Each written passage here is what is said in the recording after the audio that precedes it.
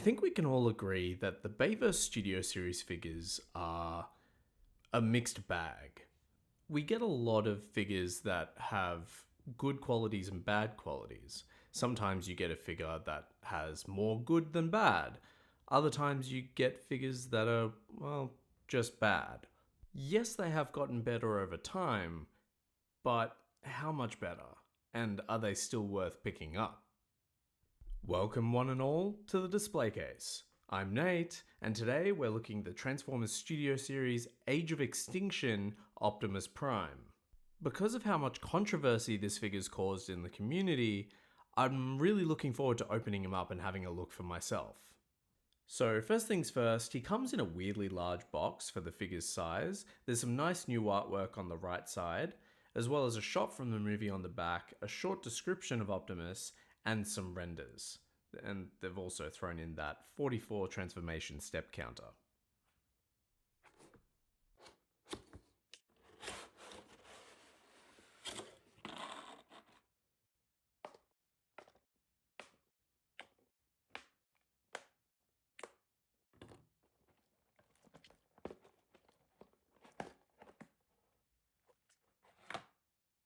So, full disclosure and honesty, I had to spend a little bit of time with this guy before I figured out whether I liked him or not. And ironically, given what I've already said in this video, I think this figure is a perfect representation of the Studio Series line for the Bayverse, and that is a mixed bag. For every one thing that is pretty good, there is another thing that could be improved upon.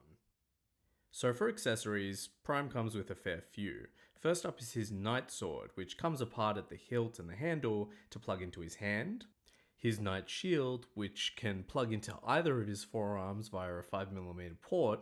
It's actually a really good accessory because the top two panels can separate from the main body and plug into an outer 5mm port that will allow him to create that gun shield thing that he uses to kill Kelsey Grammer in the movie.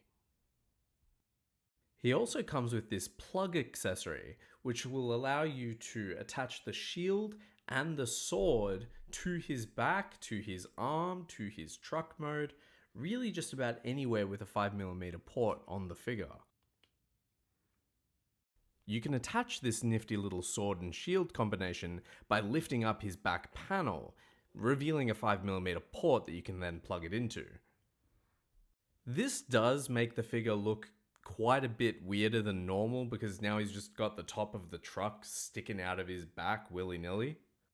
I do appreciate that they gave us this option, but I think that I'm going to leave it without because that thing sticking up way above his head just looks a little too weird for me.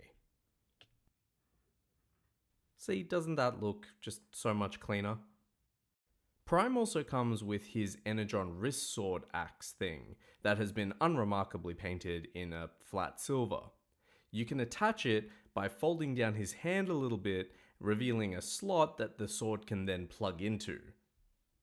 I think that although the sword is a little bit too small and not painted right, they still do it better here than the last two iterations of Prime, where he either held the sword or you had to plug them into his hands. Starting from about Siege, I would say that Hasbro's new mantra became scaling perfection. Prime stands at about 18 centimeters tall this go around, and scales really well with Age of Extinction Galvatron and Age of Extinction Grimlock. He even scales well with older figures, guys like Dark of the Moon Optimus Prime. They stand pretty much ear to ear, with Age of Extinction Prime being slightly taller. He also scales well with a Voyager like Ratchet and a Deluxe like Bumblebee. And yes, I know what people are thinking. Leader classes are not what they used to be, not in terms of price and not in terms of size. But you know what? If I'm honest with myself as a collector, I would prefer the scaling consistency and the giant leaps forward in engineering we've made since those times. If you showed me this figure after I walked out of Transformers 4, I would have lost my mind. And not to say that he's perfect by any means, this backpack sticks out way too much.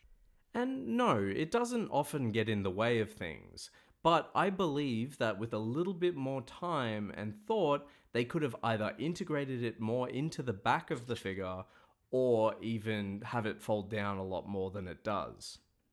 As you just saw, you can remove it, but it leaves a bit of a gappy mess and you have to find somewhere to store it as well. On the other side of the coin, this guy has some of the best sculpted detail that we've seen in any of the Studio Series Bayverse figures. He is brimming with detail. And not just that, he's fully solid.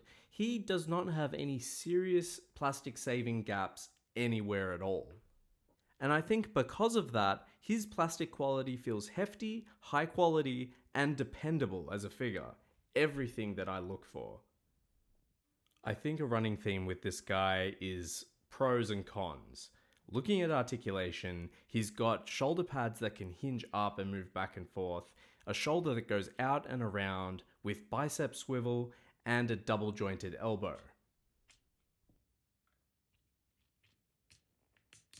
His hands are on a swivel so they can move around, and his fingers are on a hinge so they can go in and out. His whole hand, as part of that sword gimmick, can also bend down, which is nice and appreciated.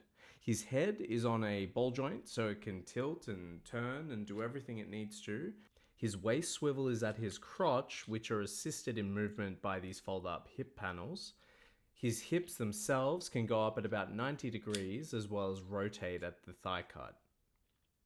His knees can bend in just about 90 degrees, and his ankles can also tilt in 90 degrees and rotate. For me, there are two things that, if implemented, would have made this figure absolutely top tier. Number one is his feet. I think that if they had a hinge that allowed them to move an angle up forward, we would have had a lot more posability.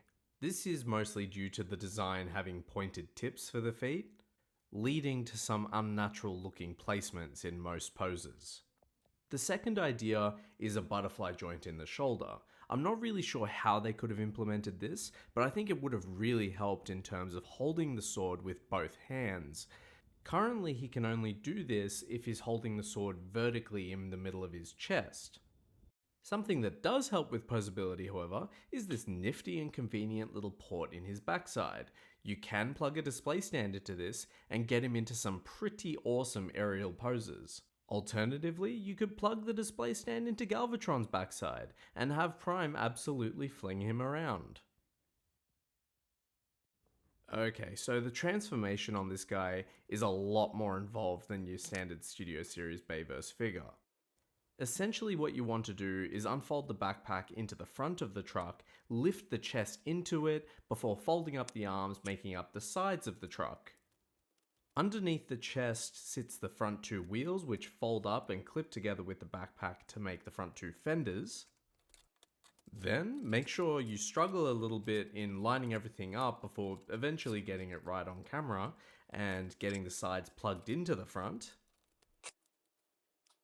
You then shift your focus to the legs of the figure, unfolding the back of the cab and the wheels of the truck out from behind the legs. Then you're going to want to make sure everything is lined up perfectly before folding out the feet and the struts and making up the gas tanks at the bottom of the truck. Make sure the trailer hitch is folded out and everything is lined up and tabbed in properly, and then you have Optimus Prime in his truck mode. Okay, I won't lie, the robot mode is tough to pull off because there's not much truck in it. But the truck mode on this guy, they have hit the nail on the head. It is pretty much perfect. The few caveats I have with that perfect label is how the top of the cab tabs in. It's actually really loose on my copy, and how everything sort of has to line up perfectly, otherwise it doesn't really come together. As you can see here, he also looks incredible with Age of Extinction Galvatron, and you can really see the improvements that they've made from that truck to this one. I mean, just look at Galvatron's robot kibble. Optimus has none of that. His back is not only clean, but also filled in. There's not a lot of gappage. As I mentioned before, you can take his sword and shield with that plug piece and plug it into the trailer hitch. The sword and the shield both slot beautifully into that back panel. I've already shown you how well Optimus scales with Galvatron's truck mode, but he also scales incredibly well with Grimlock's Dino mode, with Grimlock understandably towering above him. He also scales really nicely with the older Bayverse figures. And dare I say, he scales better with them than their own Dark of the Moon Optimus Prime does, who I always thought was a little bit small in his truck mode.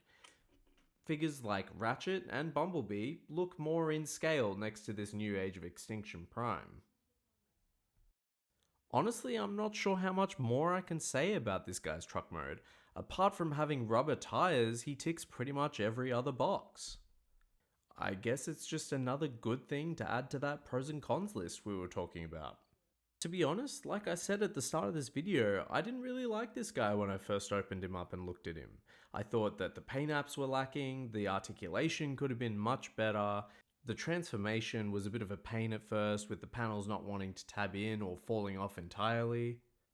But in all honesty, the perfect truck mode, the really good accessories with the adaptable shield, the hefty and durable plastic quality, and the absolutely incredible sculpted detail throughout put this guy just a cut above the rest of the Bayverse figures.